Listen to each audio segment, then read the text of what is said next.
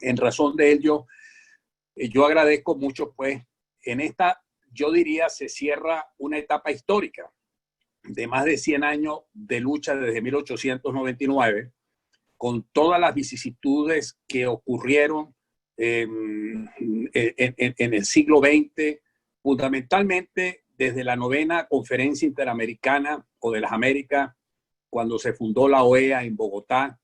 Ahí el presidente Rómulo Betancourt denunció pues que no podía haber realmente paz e integración en América mientras existieran esos enclaves colonialistas. Y se refería, entre otros, al caso de la Guyana, al caso de hoy día de nosotros de la zona que está en reclamación.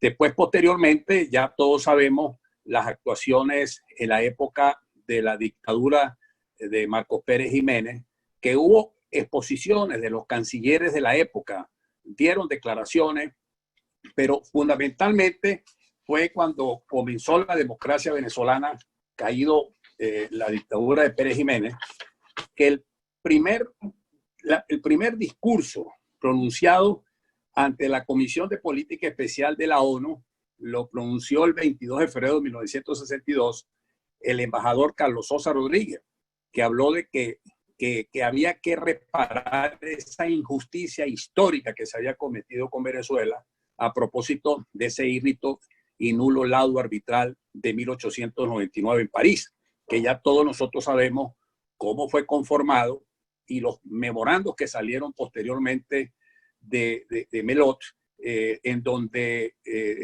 se explica pues todas esas cosas internas que se manejaron en ese arbitraje, que produjo un memorando que sirvió de base pues para desarrollar toda esta reclamación que se sustentó después posteriormente ya en las Naciones Unidas, siendo presidente de la República Rómulo Betancourt y después posteriormente Raúl Leónez. Yo diría pues que se cierra una etapa histórica en donde la democracia venezolana ha sido consecuente en esta lucha por la zona en reclamación del Esequibo, zona en controversia, porque precisamente nosotros nunca reconocimos el laudo arbitral de 1899. Y a partir de 1966, cuando se produce pues el Acuerdo de Ginebra, se desarrolla pues una mecánica, todo un procedimiento en un instrumento valiosísimo del derecho internacional público, como es el Acuerdo de Ginebra, para darle una solución pacífica a esa controversia que se estaba presentando. Todos sabemos que nosotros nunca tuvimos una posición guerrerista, antes por el contrario, siempre estuvimos de acuerdo por la independencia de Guyana, nunca se opuso los gobiernos democráticos a la independencia de Guyana, ni siquiera a su incorporación en la OEA, sino antes por el contrario, hubo manifestaciones de cooperación con Guyana en los tiempos de la democracia venezolana, hasta una estrategia en los tiempos del presidente Rafael Caldera, siendo Emilio Figuerero uno de los facilitadores.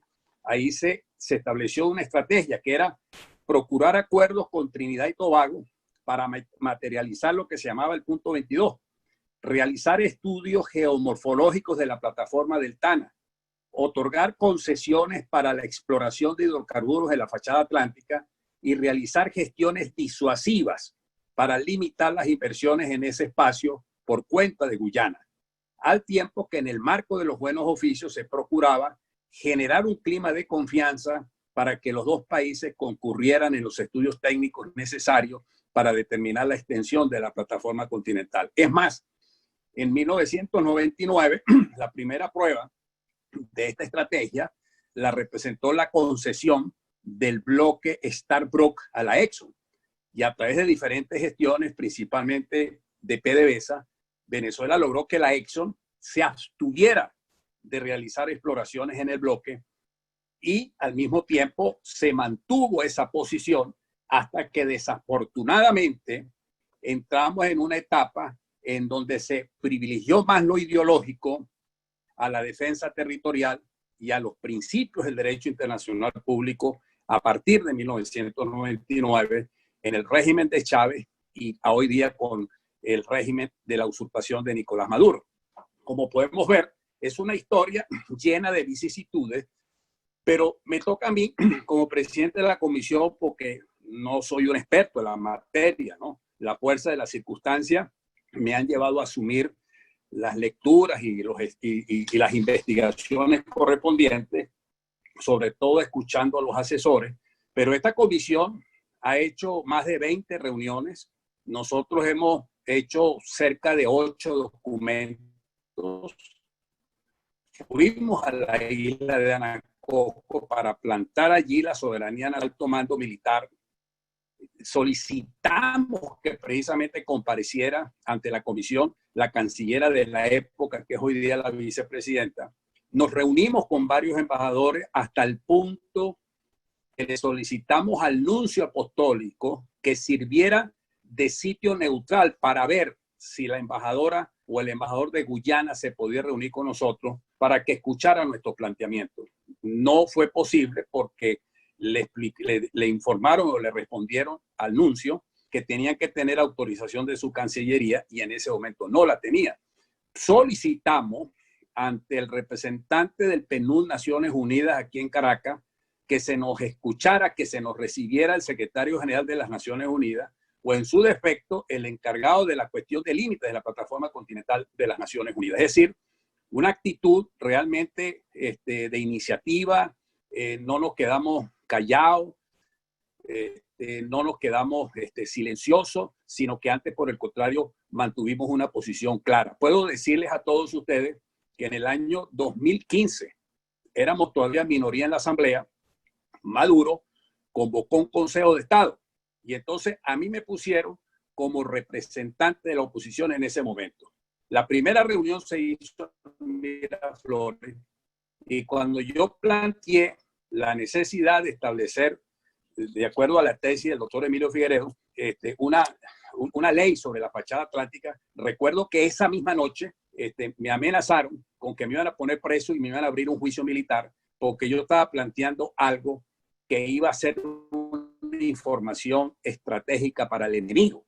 Bueno, y yo simplemente lo que hice es que al otro día les mandé una carta y renuncié, porque incluso me prohibían que yo declarara, so pena de que si yo declaraba, eso era parte de un juicio de traición militar que me iban a aplicar.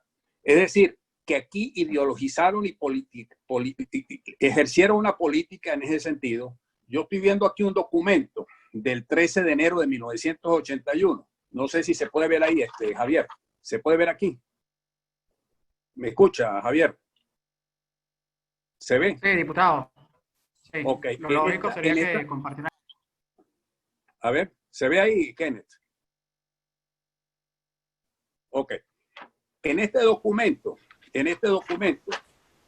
el canciller, el jefe de la diplomacia cubana, Ricardo Alarcón, para esa época del 13 de enero de 1981, dice esta cosa: Venezuela es expansionista.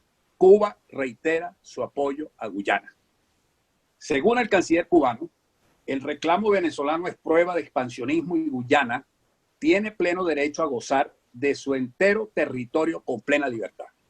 Esto ha sido la influencia cubana desde entonces en la mente de estos señores que llegaron al poder, que por cierto, varios de ellos hoy fueron sancionados de la Unión Europea. Contra eso estamos luchando. Ellos entregaron la patria. Son traidores. Nicolás Maduro actuó como un traidor. Y desde aquí se lo digo. Porque por su omisión y su negligencia llegamos a la Corte Internacional de Justicia. Porque eso pudo haberse manejado con más inteligencia. Haberse manejado a nivel de la Secretaría General de las Naciones Unidas, incluso de los países donde son naturales los jueces que forman parte de la Corte Internacional de Justicia.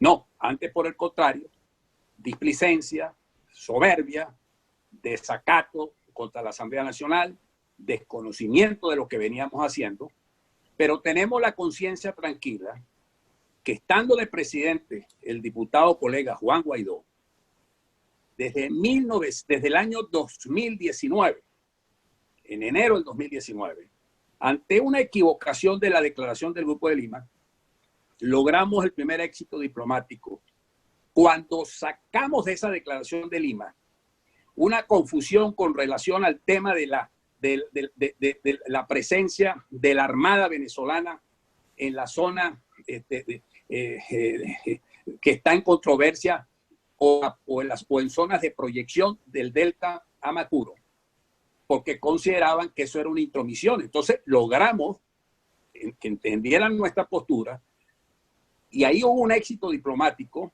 que recuerdo que Kenneth me lo dijo, que por primera vez el tema entra dentro de la consideración de todos los países de América Latina que forman parte del Grupo de Lima. Después, posteriormente, el año pasado logramos por unanimidad una declaratoria del Parlamento del Mercosur, el Parlasur, para que se le pidiera o se le exigía al secretario general de las Naciones Unidas, o se le establecía el criterio del Parlasur que no se podía judicializar la reclamación de Venezuela, porque además el secretario general de las Naciones Unidas no tiene competencia de imponernos la jurisdicción. Todos ustedes saben, y Víctor sabe más de eso que yo, que el mismo estatuto de la Corte Internacional de Justicia establece los requisitos para que se pueda aplicar la jurisdicción de la Corte. En el caso de Venezuela no hubo ni el consenso, ni además no estuvo ni establecido en el Acuerdo de Ginebra. El Acuerdo de Ginebra lo utiliza entonces Guyana para decir que ya está resuelto el problema límite entre Venezuela y Guyana a través de lo establecido en el Acuerdo de Ginebra, y esa ha sido la tesis que ellos han venido sosteniendo, además que han sido agresivos en cuanto a una serie de actos unilaterales que nosotros en la Asamblea Nacional, desde un punto de vista nacionalista, hemos rechazado. Este foro pues se inserta en esta etapa histórica tan importante, porque todos sabemos que mañana pues está esa audiencia oral, y eso posteriormente tendrá sus procedimientos. Y repito, pues no había necesidad de llegar a ello si hubiera habido diligencia, criterio de Estado, porque a mí me da risa que ahora entonces sí están convocando al sancionado presidente de la usurpadora Asamblea Nacional que reconoció el espurio TCJ, sancionado hoy por la Unión Europea. Esos son los que están defendiendo la integridad del país. Yo le hago un llamado al mayor general Vladimir Padrino y a toda la oficialidad y a todos los integrantes de las Fuerzas Armadas. Cuando ustedes dicen que el sol sale por el Esequibo, ¿se van a quedar callados? ¿Qué van a decir con relación a lo que va a pasar mañana, en el sentido que indignamente nos estén llevando nosotros a la Corte Internacional de Justicia? Eso es indigno. Eso es una violación a la dignidad del pueblo venezolano. Ustedes violan el principio bolivariano del iuti possidetis iuris. No supieron defender el pensamiento de Simón Bolívar, explanado con mucho detalle, 1822, 1823, 1824. De manera pues de que aquí con esto le digo pues a los integrantes de las Fuerzas Armadas, no se hagan cómplices, no se sigan haciendo cómplices de estos actos de traición a la patria. Lo que está sucediendo, que nos llevaron a la Corte Internacional de Justicia, estos señores que están en la usurpación, es la demostración palpable de una equivocación en cuanto que ideologizaron una política internacional que debe ser una política de todos. No pusieron gente capaz, no convocaron a los principales expertos ni asesores, no convocaron al país nacional para tratar un tema de Estado, como sí lo ha hecho esta comisión y la Asamblea Nacional, que lo hemos tratado con criterio de Estado. Es más, yo mismo y todos nosotros muchas veces hemos manejado el discurso político con prudencia, porque no hemos querido que una palabra mal interpretada pueda significar en materia internacional, como ustedes lo saben, diversas cosas y que pudiera perjudicarnos a nivel del contexto unitario que debemos tener. Pero no podemos esconder la verdad. Y la gran verdad es que nosotros hemos llegado a la Corte Internacional de Justicia por culpa de Maduro. Traidores fueron. Por omisión y por negligencia se peca. Y ellos pecaron ante la historia. Y yo apelo a que las Fuerzas Armadas estén pendientes de esa realidad. La academia está pendiente, la iglesia está pendiente, los estudiantes están pendientes, la sociedad civil está pendiente. Nosotros en esta comisión, con todas las limitaciones y con todo el esfuerzo, y el presidente Guaidó, que no ha parado en ningún momento en su apoyo, el canciller Julio Borges, 3 reuniones hicimos con todos los embajadores de América y los embajadores de Europa, por la iniciativa del mismo para explicar la situación, y tenemos previsto un plan de trabajo a partir de mañana que, diría yo, comenzaría otra etapa histórica. Allí pues ya desarrollaremos un plan de trabajo donde se incorporarán nuestros embajadores, sobre todo los que están en los Países Bajos, todos nuestros asesores, y con mucha fuerza yo tengo la firme convicción, estando la verdad, esta verdad que nosotros estamos defendiendo con criterio nacionalista, con criterio venezolanista. Y debo decir, y lo recalco, porque este señor Sanders, que Kenneth conoce, que es de allá de Trinidad, creo que es de Trinidad, ¿de dónde? Antigua Barbuda, que es el representante de ellos en la OEA. Yo varias veces me he reunido con él, con Luis Florido, en la primera oportunidad en el año 2016, y él es el que ha sostenido una posición muy virulenta contra nosotros.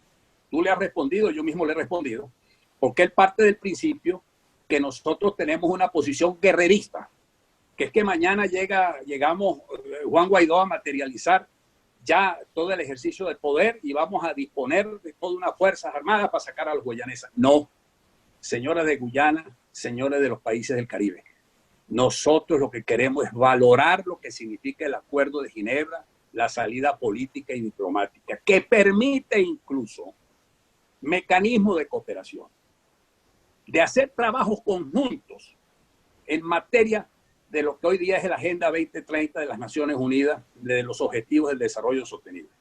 Podemos trabajar conjuntamente, podemos garantizar muchas cosas conjuntas, porque así lo hizo en la democracia algunos presidentes nuestros, como fue el caso del presidente Carlos Andrés Pérez. Con estas palabras, bueno, quiero pues agradecer la presencia del presidente de la República, el diputado ingeniero Juan Guaidó, joven, representante de estas promociones de luchadores de la Venezuela nuestra, y de todos ustedes que están aquí haciéndose presentes, y a quienes nos están escuchando. Aquí tienen ustedes una legítima Asamblea Nacional nacionalista, venezolanista, que no acepta ni la injerencia cubana, ni acepta la injerencia iraní, ni acepta la injerencia de ninguna potencia. Nosotros creemos en las potencialidades nuestras dentro de este nuevo concepto de la cooperación internacional y del derecho internacional de los derechos humanos, del derecho internacional humanitario y de lo que significa la lucha por la defensa de nuestra democracia. Solo tendremos efectivamente una política de integridad territorial, una real y efectiva política de frontera y una política inteligente con Guyana si tenemos un gobierno de emergencia nacional. Si sigue Maduro, seguirá Venezuela perdiendo territorio, seguirá Venezuela perdiendo dignidad y seguirá Venezuela sumergido en la pobreza y en la persecución y violación de los derechos humanos. Con esto pues dejo instalado este foro, agradeciéndole una vez más su presencia, y le paso pues al secretario la distribución pues de los tiempos y derechos de palabra. Sí, gracias, diputado. Bueno, aprovecho también para saludar a los diferentes embajadores de la presidencia interina que se han conectado, muchos de ellos. Saludar también a los periodistas que también se han conectado el día de hoy para cubrir este evento. Entonces, vamos a dar continuación con el siguiente ponente, que es el embajador Víctor Rodríguez Cedeño. El profesor Víctor Rodríguez Cedeño es especialista en Derecho Internacional Público y además ex embajador ante las Naciones Unidas y además colaborador de la Comisión Mixta del Esequibo. Adelante, profesor. Muchas gracias. Gracias al diputado William Dávila por la invitación que nos ha hecho y por la preocupación constante que ha tenido la comisión que preside sobre este tema tan importante para nosotros, para Venezuela, que es un problema de Estado, como él mismo lo ha señalado. No es un problema político, ideológico, es un problema de integridad, es un problema de historia, es un problema de Venezuela como Estado. El tema del Esequibo, la reclamación legítima que nosotros hemos planteado desde hace tantos años, tiene una serie de elementos que tenemos que considerar para analizarlo. En primer lugar, bueno, indudablemente que hay muchos elementos políticos, estratégicos, históricos, geográficos, económicos, culturales. Yo me refiero, son todos sectores muy importantes que hay que analizar tener en cuenta al momento de estudiar la reclamación, el origen, el estado y el futuro de esta controversia que tenemos con Guyana de hace tanto tiempo. Ahora bien, yo me limito a la parte jurídica, evidentemente, que es el campo donde nosotros hemos venido trabajando todos estos últimos años, incluso con ustedes, con el Consejo de Relaciones Internacionales y con otros juristas venezolanos que han demostrado siempre preocupación por los aspectos jurídicos del tema de Guyana. Yo creo que aquí tenemos que ver, ante todo, primero, los aspectos formales de la controversia y después los aspectos de fondo. Los aspectos formales es donde en este momento estamos nosotros centrados, en este momento estamos concentrados. Mañana hay una audiencia, como lo dijo el diputado William Dávila, en donde Guyana, la delegación de Guyana ante la Corte va a presentar su oposición en relación con la jurisdicción y la competencia y la admisibilidad de la demanda que ellos han introducido en la Corte. Bueno, esa parte, indudablemente, hay una parte de procedimiento que se refiere a la competencia y a la admisibilidad, y una cuestión de fondo que en este momento no tendría necesidad de ser examinada porque sería si en algún momento la Corte decidiese aceptar su competencia, ejercer su jurisdicción, admitir el caso, y entonces en ese momento comenzaría a estudiar el fondo. Pero nosotros hemos pensado desde hace tiempo, y Venezuela, por supuesto, decidió no comparecer. El gobierno, el régimen de Nicolás Maduro decidió no comparecer ante la Corte. Es una posición reglamentaria válida, si se quiere. Pudiera afectar un poco las posibilidades de presentación de información más contundente a la Corte sobre la posición de Venezuela, pero es una posición que no significa de ninguna manera que la Corte va a adjudicar todo lo que la delegación de Guyana presente y va a desconocer las posiciones tradicionales de Venezuela. La no comparecencia tiene efectos procesales importantes. La Corte está en la obligación de estudiar a fondo no solo la demanda introducida por Guyana, sino la posición de Venezuela, que sabe que es contraria a la aceptación de la jurisdicción obligatoria. Esta parte, indudablemente, que la Corte, la no comparecencia, bueno, tiene algún efecto en la posibilidad de informar a la Corte, pero por distintas vías se han hecho llegar documentación, información. La Corte, los jueces conocen la mayoría, y todos, me imagino, lo que está, la posición tradicional de Venezuela. Ese es su deber. ¿Por qué la Corte no es competente y por qué tampoco la demanda es admisible? Bueno, para algunos el tema es, y lo sabemos, bastante difícil. Es la interpretación del artículo 4 del Acuerdo de Ginebra en general de 1966, que yo creo que no puede interpretarse de una manera reducida o limitada. La interpretación del Acuerdo de Ginebra tiene que ser en su forma más amplia. El artículo 4, el articulado en su conjunto, el texto y el contexto, la parte preambular, las reuniones preparatorias al acuerdo, los actos anteriores y posteriores al acuerdo de 1966, es decir, todo lo que el derecho internacional y el derecho de los tratados en particular exige en lo que respecta a la interpretación. No se trata de interpretar dos líneas de un acuerdo, sino el sentido integral de un texto jurídico suscrito, de un tratado internacional, porque eso es lo que es el Acuerdo de Ginebra, que tenemos que respetar.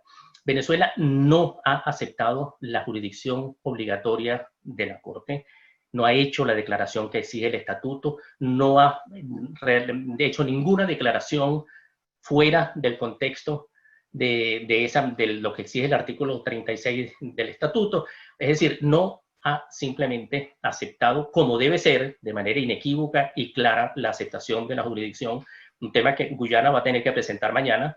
No sé de qué manera va a presentar y cómo va a concluir que Venezuela sí acepta la jurisdicción. Bueno, va a ir a interpretar el artículo 4 de esa manera limitada. Yo creo que el Acuerdo de Ginebra, como digo, debe ser interpretado de manera sumamente amplia.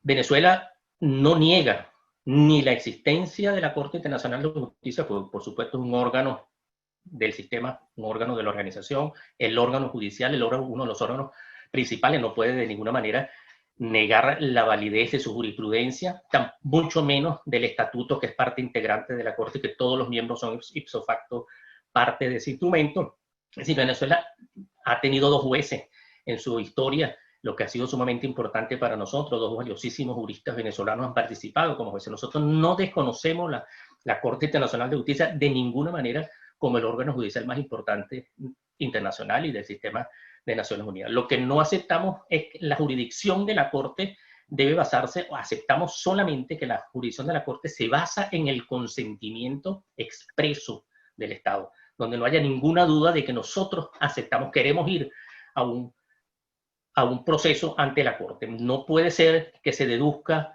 ni hemos hecho la declaración. En algunos casos Venezuela ha rechazado, y yo mismo personalmente como representante de Venezuela en varias reuniones internacionales, recuerdo la conferencia que adoptó la Convención de Relaciones de Derechos de los Tratados de los organismos internacionales, de las organizaciones internacionales y de los estados. Allí afirmamos, de nuevo, reiteramos que Venezuela no aceptaba la jurisdicción obligatoria de la Corte, e insisto, no es desconocer a la Corte, es desconocer, no aceptar, una cosa muy distinta, la jurisdicción de la Corte. Y lo hicimos con otros órganos también igualmente importantes, con mecanismos compulsivos en el Tratado de creación del Fondo Internacional de Desarrollo Agrícola, el FIDA. Nos opusimos al arbitraje obligatorio.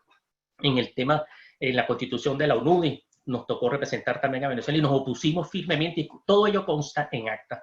No aceptamos la jurisdicción obligatoria, sino que la Corte debe actuar cuando el Estado así lo consienta. Eso es parte del ejercicio de la soberanía, y Venezuela nunca lo ha hecho. Pero aparte de eso, después de un análisis que se tendrá que hacer en su oportunidad, y que la Corte lo va a hacer a partir de mañana, Venezuela no va a participar, como hemos dicho, pero va a recibir información y está recibiendo información de nuestra posición jurídica, que va a tener que considerar y que va a ser difícil que acepte que es competente y que puede ejercer la jurisdicción. Porque una vez incluso que suponiendo en el supuesto negado que acepte que es competente, pues hay un problema de admisibilidad. La Corte no solamente tiene que ser competente, sino que la demanda que se introduce tiene que llenar las condiciones de admisibilidad. Y el Acuerdo de Ginebra, lo dijo el diputado Dávila hace rato en su introducción, no acepta la judicialización del caso. Es decir, el Acuerdo de Ginebra plantea una solución práctica, una solución basada en un acuerdo que se ha desvirtuado y que se ha utilizado un artículo para recurrir a los mecanismos generales de solución de controversia cuando tenemos la conciliación, todas las negociaciones, buenos oficios y otros mecanismos políticos, diplomáticos que no son compulsivos, que no son jurisdiccionales, como el arreglo judicial o como el mismo arbitraje. Nosotros tenemos que partir de esa base, que no se puede judicializar el caso, porque el Acuerdo de Ginebra no acepta sino una negociación, o sea, remite a una negociación entre las partes. El hecho de que el artículo 33 de la Carta centre el artículo 4 del acuerdo no quiere decir que Venezuela haya aceptado la jurisdicción de la Corte. El arreglo judicial es un mecanismo de solución de controversia. La Corte Internacional de Justicia es uno de los órganos judiciales internacionales que conforman el arreglo judicial, y que si hubiese, en cualquier caso, una revisión al estatuto de la Corte Internacional de Justicia, pues la Corte tendrá que ver si Venezuela, o sea, que el Estado demandado ha aceptado o no la jurisdicción. Se tiene que regir por sus propias reglas, tiene que establecer su propia competencia. Y eso le tocará a Guyana a partir de mañana. Mañana vamos todos a oír con mucha atención las presentaciones que harán los representantes de Guyana. Pero en todo caso, la Corte, a nuestro juicio, no es competente, y en todo caso la demanda es inadmisible. Y esto nos lleva, para concluir rápidamente, a que una vez que haya una decisión una decisión preliminar sobre la competencia y la admisibilidad, y que la Corte decía que no va a conocer la demanda introducida por Guyana el año pasado, regresamos necesariamente al Acuerdo de Ginebra de 1966. El secretario general tendrá que instrumentar de nuevo, con el acuerdo de las dos partes, o un nuevo procedimiento, un nuevo oficio de conciliación, cualquiera de los mecanismos políticos diplomáticos que establece la Carta de Naciones Unidas en su artículo 33. De manera que cuando regresemos allí, y lo dijo el diputado Dávila, que me contentó, me agradó que dijera que después nosotros tendríamos que para la solución definitiva de la controversia, porque tenemos una titularidad indiscutible, tendríamos que conversar, que negociar y considerar principios de derecho internacional que evolucionan y que hoy en día son muy válidos. Principios de buena vecindad. Nosotros tenemos un vecino para toda la vida y tenemos que conversar con ellos, tenemos que resolver conjuntamente nuestros problemas. Y yo creo que si la soberanía nos pertenece y la integridad territorial se mantiene, eso no excluye de ninguna manera una cooperación con la República de Guyana para el desarrollo de programas industriales o de cualquier naturaleza, porque no se trata ya de la integridad territorial o de la soberanía, sino de la cooperación entre países vecinos. Vendrán momentos importantes.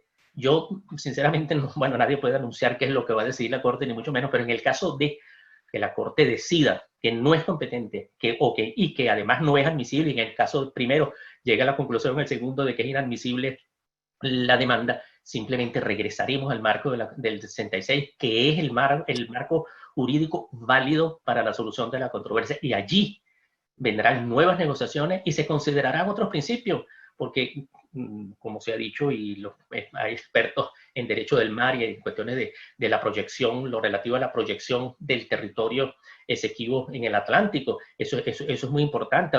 Muchísimas cosas habrá que conversar y negociar, pero partiendo de la base de que el territorio Esequibo es territorio venezolano, que el laudo arbitral es nulo, y habrá formas de cooperar y de buscar soluciones satisfactorias, como dice el mismo Acuerdo de Ginebra. Yo creo que esta primera observación la hago sin entrar en detalles de lo que sería la cuestión de fondo, que es, por un lado, la nulidad del laudo arbitral de 1899, y en segundo lugar, todo lo que respecta a la titularidad, a las efectividades jurídicas de Venezuela a lo largo de la historia, que reflejan el despojo del que fuimos objeto en ese laudo arbitral del que nos excluyeron y que se descubre en 1945, un poco después de la creación de Naciones Unidas y de la OEA, y cuando se comienzan a plantear la realidad de nuestra reclamación. Yo creo que esa parte yo particularmente no la tocaría en estos momentos, porque esos son temas que van a tratar en su oportunidad las delegaciones de las dos partes cuando esta controversia regrese al Acuerdo de Ginebra, que es la aspiración de todos los venezolanos. Esto es un tema de Estado, no es un tema político ideológico. Y si hay coincidencia con el régimen que ha actuado equivocadamente en muchas cosas, pero si hay coincidencia, bienvenida a la coincidencia. No estamos hablando de consenso, nadie se está sentando a conversar con ellos, estamos hablando de coincidencia. Si ellos coinciden, la posición del régimen, que es la representatividad ante la Corte, eso es indudable, ellos han planteado la no jurisdicción de la Corte y la admisibilidad. Coinciden con nosotros plenamente y nosotros acompañamos, no coincidimos con esa posición, porque esa es la posición jurídica que hemos sostenido todos estos años. De manera que yo creo que felicito por la organización de este tipo de encuentros, porque nos permite aclarar.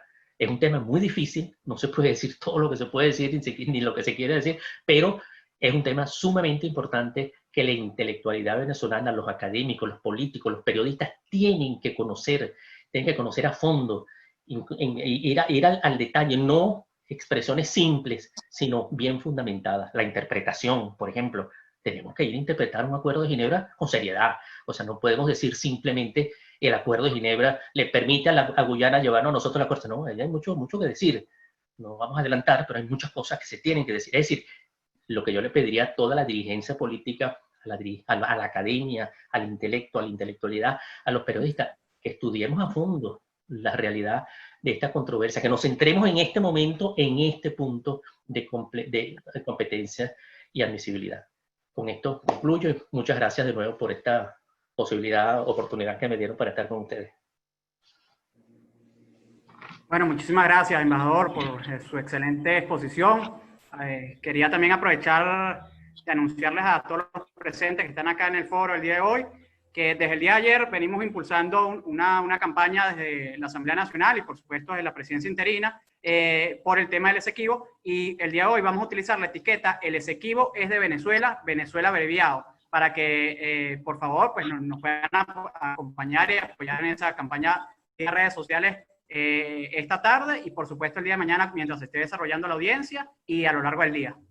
Ahora seguidamente, pues sí le vamos a dar el derecho de palabra a el doctor Kenneth Ramírez, profesor de la Universidad Central de Venezuela y además presidente del Consejo Venezolano de Relaciones Internacionales. Adelante, profe.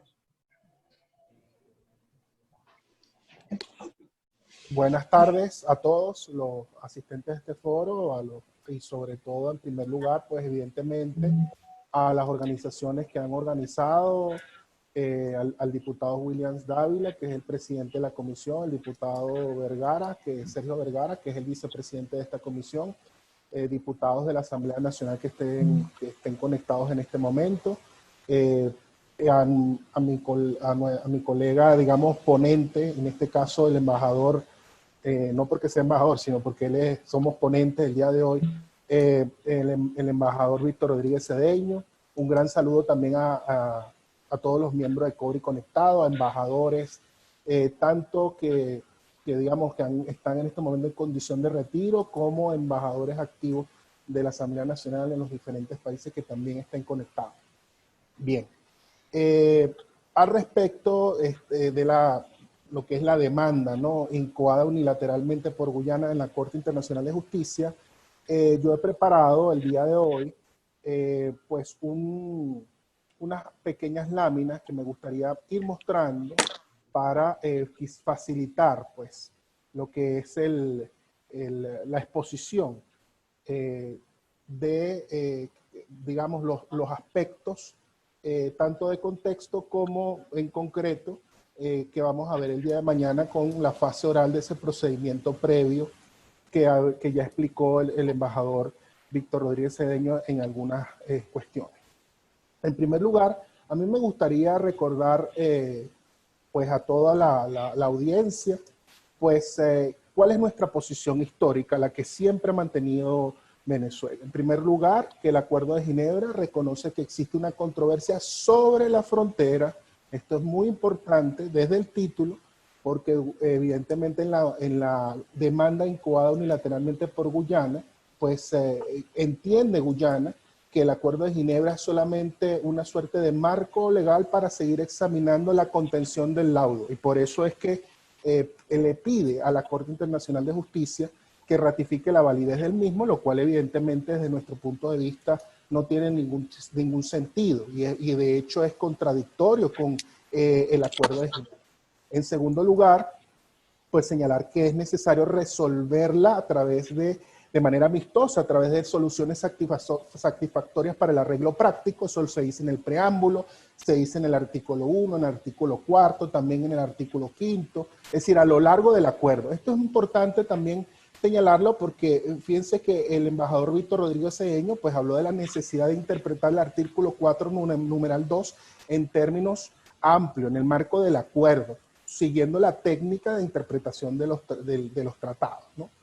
En tercer lugar, que aunque el artículo 4 señala que el secretario general de Naciones Unidas, en el marco del artículo 33 de la Carta, pues escogerá, pues se entiende evidentemente que para darle efectividad a su elección necesita pues conversarlo, consultarlo con las partes. Y en consecuencia que no es posible recurrir a ningún mecanismo jurisdiccional de solución, sea arbitraje o sea la Corte Internacional de Justicia o otro tribunal a nivel internacional sin la anuencia pues, de las dos partes. Entonces esto es importante. Hay una posibilidad más para poderla materializar, pues se requeriría que Venezuela aceptase que existiera un acuerdo previo para poder someter, sobre cuál es el alcance para poder someter ante un tribunal. Entonces esto es importante. Sin embargo, pues evidentemente Venezuela, dentro de su posición histórica, ha señalado que esa no es la mejor vía, que la mejor vía para, en el contexto de ese propósito del acuerdo, que es una solución amistosa y además para buscando de manera arreglos prácticos, pues esto no puede ser sometido a terceros y que esos terceros tomen decisiones solamente conforme a derecho.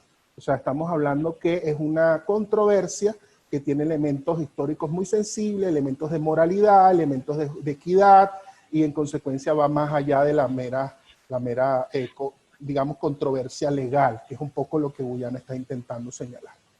Esto es importante señalarlo para decir que, bueno, la Asamblea Nacional ha ejercido una labor, digamos, de defensa de los derechos de Venezuela sobre el Esequibo. Desde el mismo 2016 incluso aprobó un acuerdo, cuando el Acuerdo de Ginebra cumplió el 50 aniversario, pero allí en la lámina ustedes ven los principales hitos desde el 6 de febrero del 2018. ¿Por qué? Porque en ese acuerdo parlamentario del 6 de febrero de 2018, la Asamblea Nacional pues rechazó la decisión del secretario general de las Naciones Unidas por ser ecléctica, por no ser la más acorde en el marco del Acuerdo de Ginebra, por además incurrir en un claro exceso de poder, es decir, va más allá de las atribuciones que le da el artículo 4, y además crea la comisión que el día de hoy es una de las organizadoras de este foro. Asimismo, ustedes ven listados allí los otros elementos como el acto de soberanía que se hizo sobre la isla de Anacoco, que mencionó el diputado Dávila en agosto del 2018, pero la cantidad de acuerdos que la Asamblea Nacional ha señalado, incluso ratificando la soberanía sobre esa isla de Anacoco y la zona económica exclusiva de la plataforma del Tana, habida cuenta de esos buques exploratorios que Guyana, de una manera inamistosa, pues autorizó que hicieran labores en la zona económica exclusiva de la plataforma del Tana, que no está en discusión, y evidentemente la Armada pues tuvo una labor allí pues instarles a que se retiraran, y Guyana pues a partir de ahí pues señala que es una agresión a su soberanía, lo cual es absolutamente insostenible.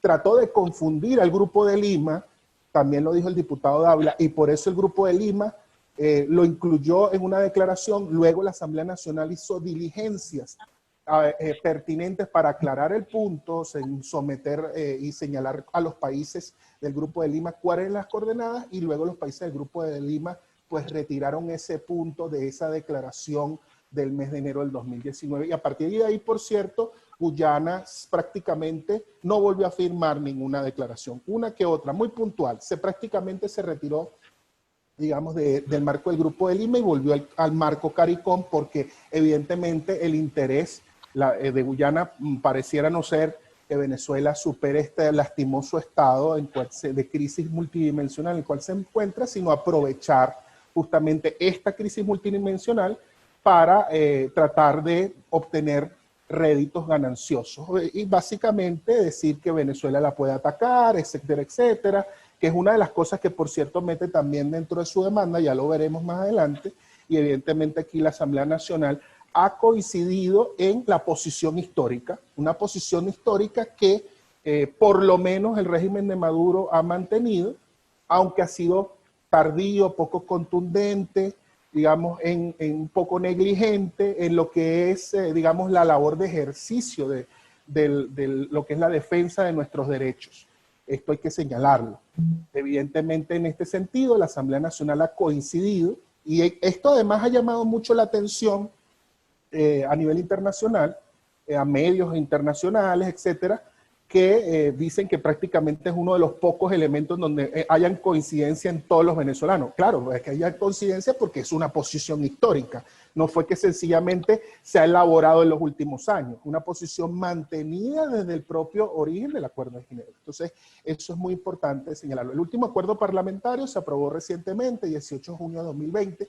Entonces, en este sentido, señalar que la Asamblea Nacional, junto con la sociedad civil, que nosotros hemos intentado pues arrimar el hombro en lo que es la defensa de nuestros derechos históricos, pues ha mantenido esa posición histórica.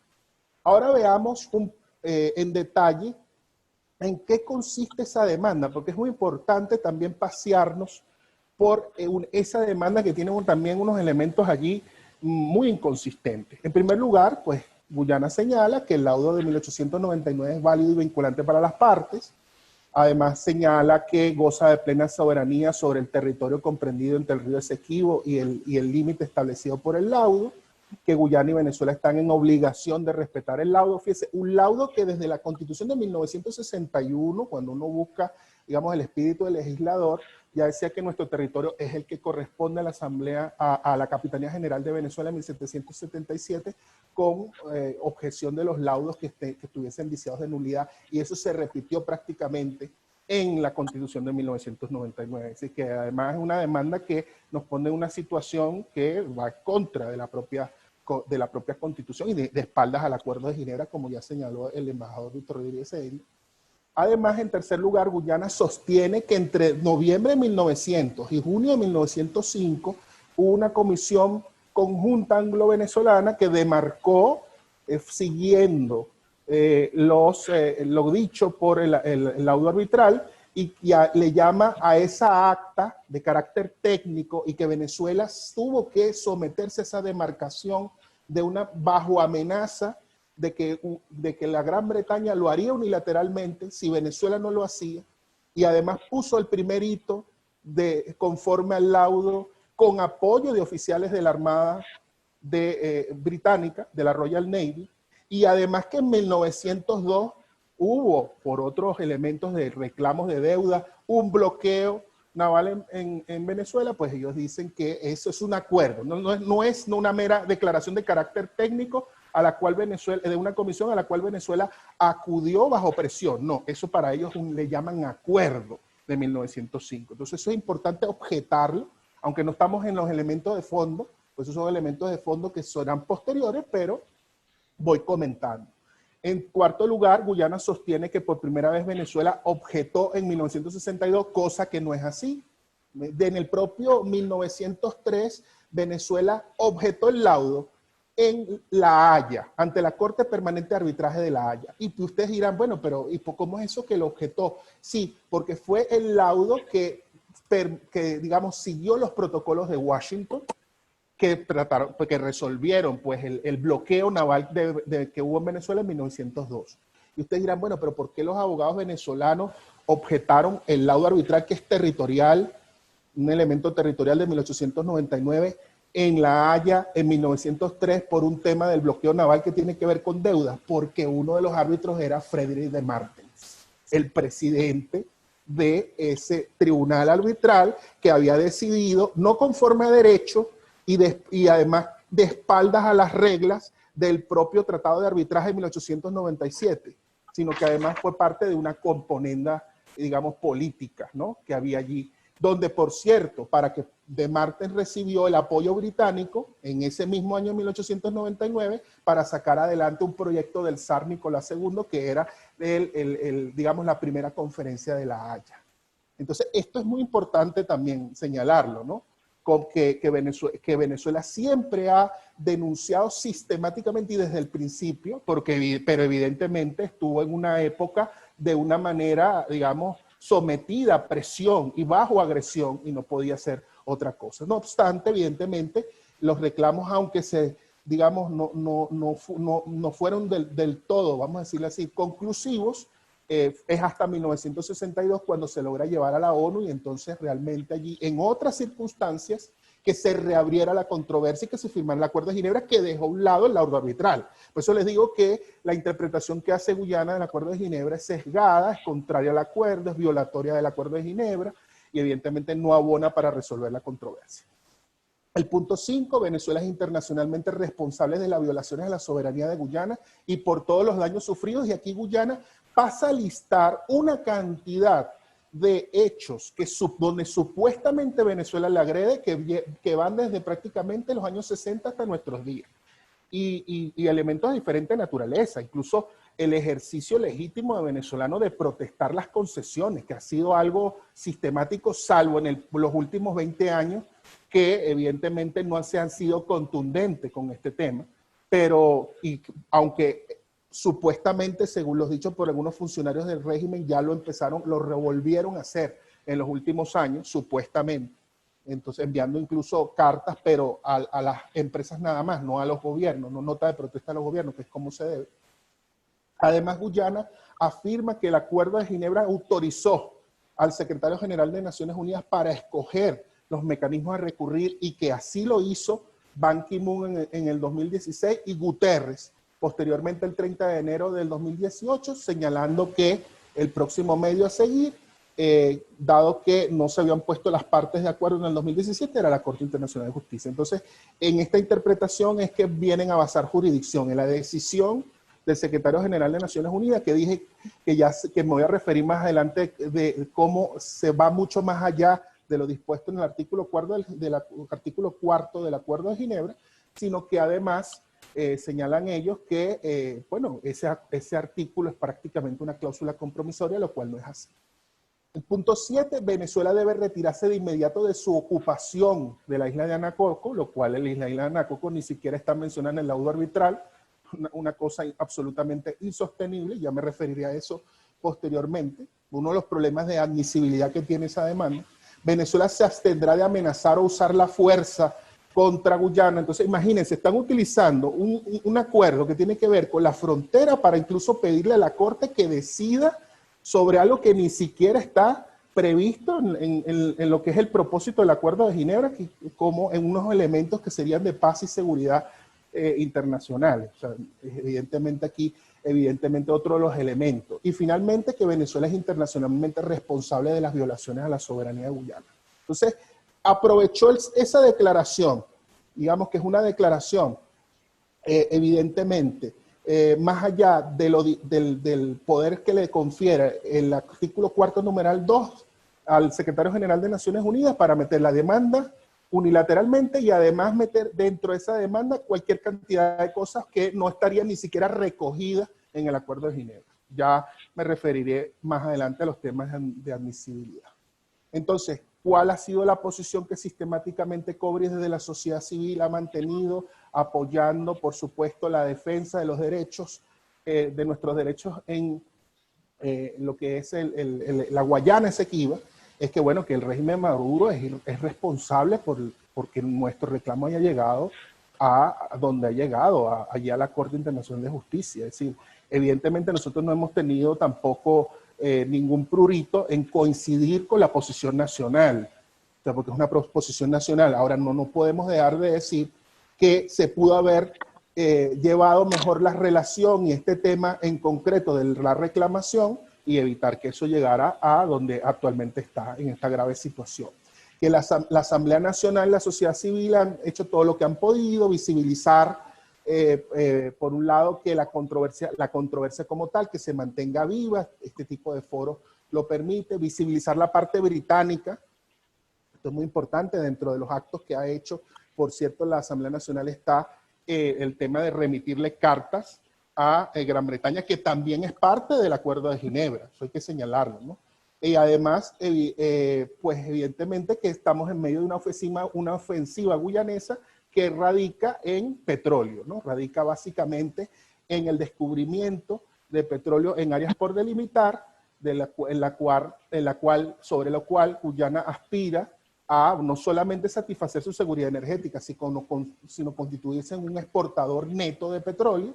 750.000 barriles se visualizan en el 2027. Claro, evidentemente estos perfiles pueden cambiar con la caída de los precios del petróleo, actualmente están en $40, eso hace que los proyectos estén muy justos en cuanto a lo que son rendimientos.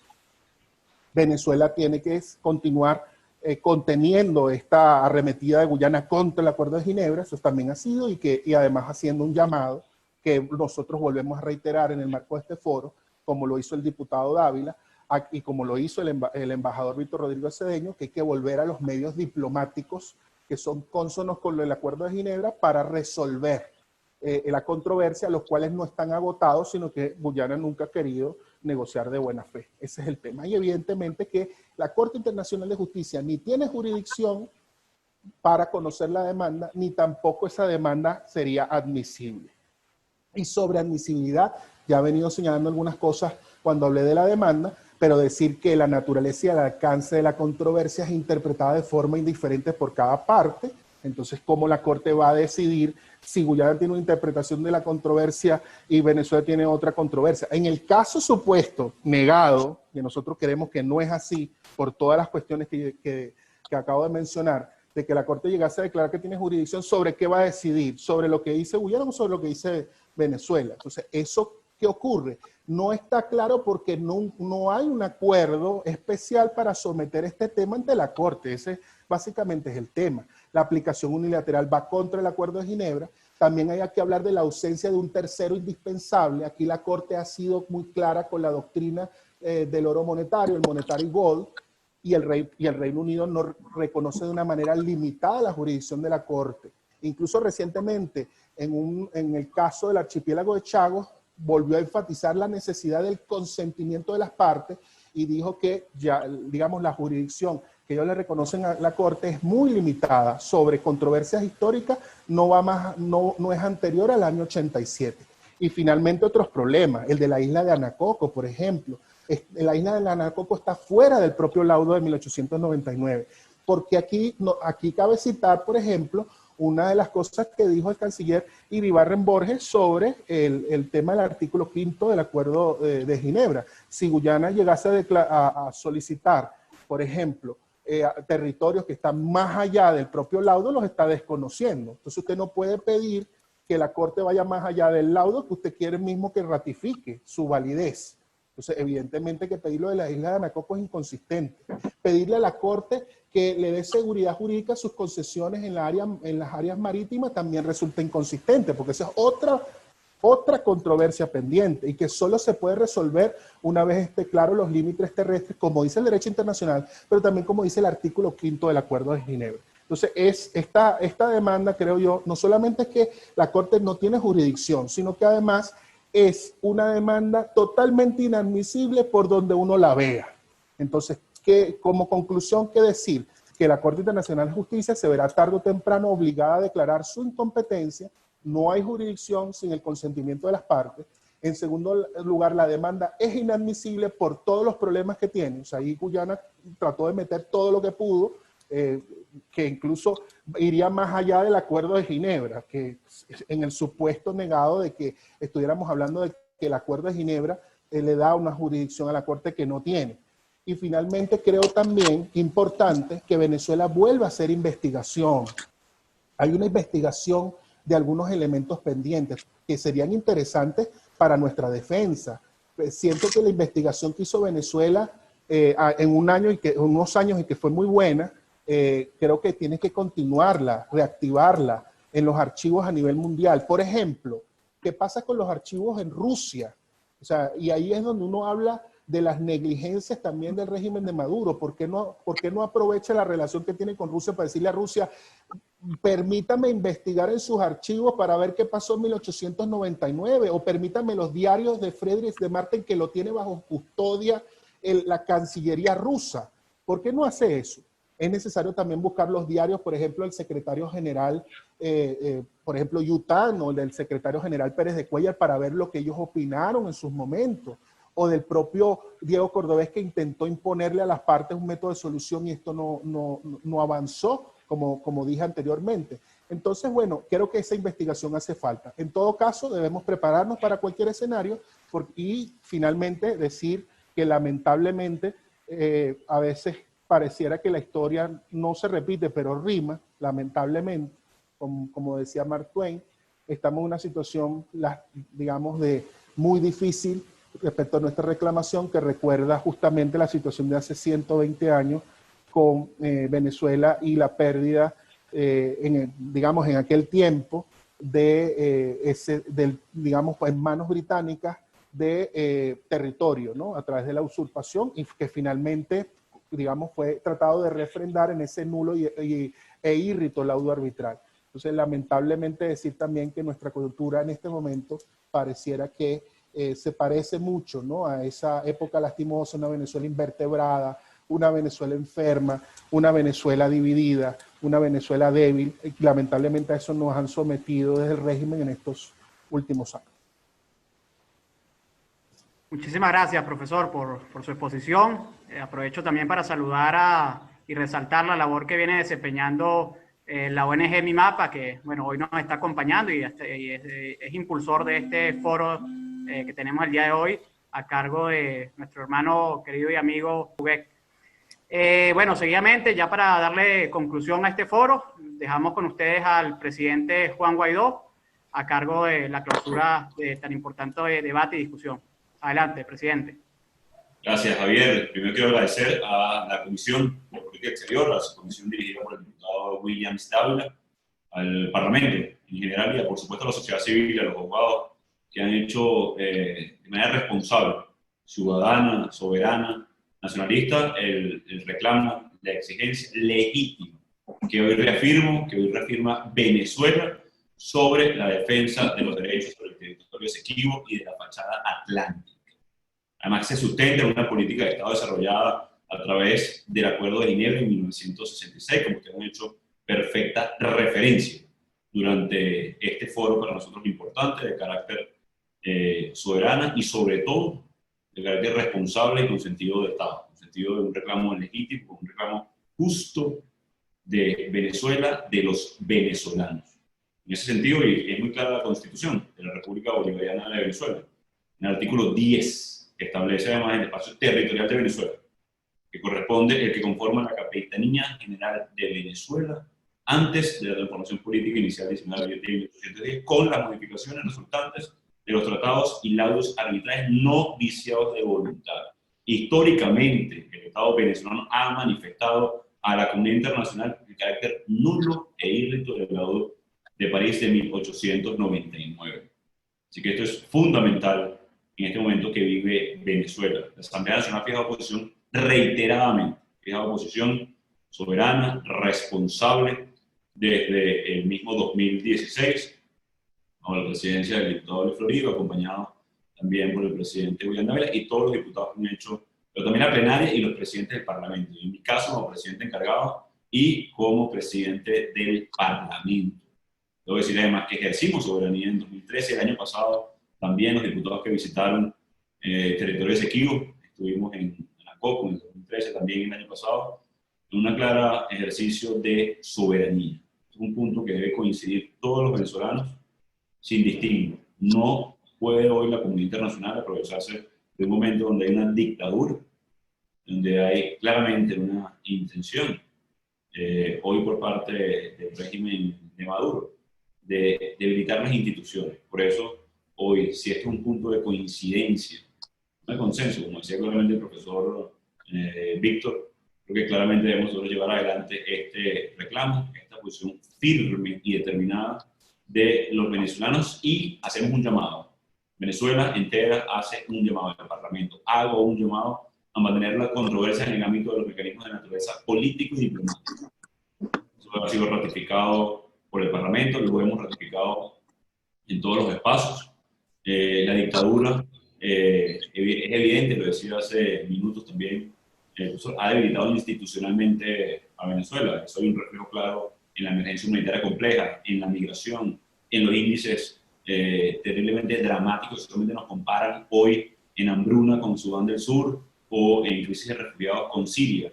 Pero a pesar de esa crisis que ha generado la dictadura, que tiene su origen sin duda en las malas políticas implementadas por Hugo Chávez, nosotros debemos poner más de nuestro empeño, más de nuestro esfuerzo por poder defender nuestra soberanía y la indiscutible reclamo sobre nuestra proyección marítima del delta del Orinoco. Así que muchísimas gracias, diputado Dávila. El día de mañana esto será informado en el Parlamento Nacional. Seguiremos apoyando y respaldando toda la iniciativa que ha llevado la subcomisión desde la presidencia, desde 2016, que presidía el diputado Florido, el acompañamiento de la subcomisión liderada por el diputado Williams Dávila, pero sobre todo con un sentido patriota, con un sentido nacionalista, con un sentido soberano de nuestro reclamo justo e histórico en este momento de Venezuela. Lo decía el diputado Dávila iniciando la intervención. Aquí no es un eslogan que el sol de Venezuela nace en el Esequibo. Es un espíritu el cual debe prelar, que debe entender la Fuerza Armada que este reclamo no puede ser llevado de manera irresponsable por quienes, haciéndose eco además de mandatos desde Cuba, pretendieron debilitarnos institucionalmente. Nosotros somos y practicamos el ejercicio de la soberanía y el territorio nacional, así que sin duda alguna el Esequibo es Venezuela. Muchísimas gracias, diputado Ávila, diputados presentes, embajadores, a la sociedad civil, a los embajadores que históricamente han llevado este tratado. Les agradezco en nombre de Venezuela, en nombre no solamente de lo que heredamos, sino lo que debemos y debemos legar, reconstruir para las futuras generaciones. Dios los bendiga. Muchas gracias. Muchísimas gracias, presidente. Ahora, para cerrar, el diputado William Dávila. Gracias, presidente. En esta exposición que usted acaba de hacer, reafirma una vez más esa posición nacionalista que desde que usted llegó a la presidencia de la República interina ha puesto de manifiesto, sobre todo en este punto tan esencial como es la zona en reclamación del Esequibo y todo lo que se explicó durante este foro. Así pues, de que lo que le puedo señalar, presidente, que vamos a estar mañana muy pendientes, vamos a tener como una especie de pequeña sala situacional entre nosotros para hacer el seguimiento a la audiencia. Mañana igualmente se solicitó pues un punto de información sobre esto en la Asamblea y nos sentimos muy optimistas y muy llenos de fervor patriótico. Estamos luchando contra una dictadura, como usted acaba de señalar, y esto pone aún más en evidencia que para nosotros garantizar la integridad territorial de Venezuela, garantizar realmente la cooperación y el desarrollo de la paz en la región, necesitamos un gobierno de emergencia nacional. Entonces pone en evidencia una vez más. Así que le agradecemos en nombre de la comisión, presidente, su presencia. Sé toda la tarea tan ardua que tiene, pero el que nos haya acompañado le da esto una fuerza, una energía vital en este momento a pocas horas en que comience una audiencia oral que, como lo hemos dicho, no había necesidad de llegar, solo que por la omisión y la negligencia de este régimen llevó pues a que esta situación estemos mañana en esa audiencia oral. Y por lo demás, pues obviamente la comunidad internacional pendiente, y ahí vemos puesto esas sanciones que le han aplicado a estos usurpadores de la Asamblea Nacional impuestas por ese espurio Tribunal Supremo de Justicia. Muchas gracias. Bueno, muchísimas gracias a todos. Les recuerdo entonces que nos acompañen el día de hoy, el día de mañana, con la etiqueta que vamos a utilizar para la campaña en redes sociales. Gracias a todos por su participación. Saludos.